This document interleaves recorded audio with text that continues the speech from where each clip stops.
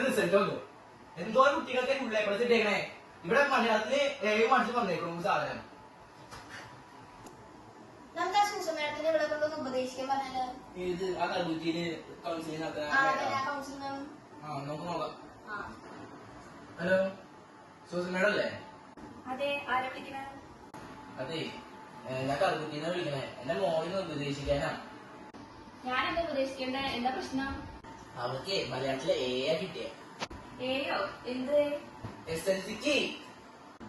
Okay okay okay. അപ്പൊ ബാക്കി സബ്ജക്റ്റിലേക്കോ? ബാക്കിയുള്ളതിനൊക്കെ A plus ഉണ്ട്. പക്ഷെ മലയാളത്തിൽ മാത്രമേ എ ഉള്ളൂ. പക്ഷെ മേഡം ഒന്ന് അവിടെ ഒന്ന് ഉപദേശിച്ച് നേരെയാക്കണം. നാളെ 10 മണിക്ക് നിങ്ങളുടെ രണ്ടുപേരുടെ SSLC ബുക്കും നിങ്ങളുടെ മോളെയും കൊണ്ട് എന്റെ ഓഫീസിലേക്ക് വാ. അത് വേണോ? അത് വേണം, നിർബന്ധ.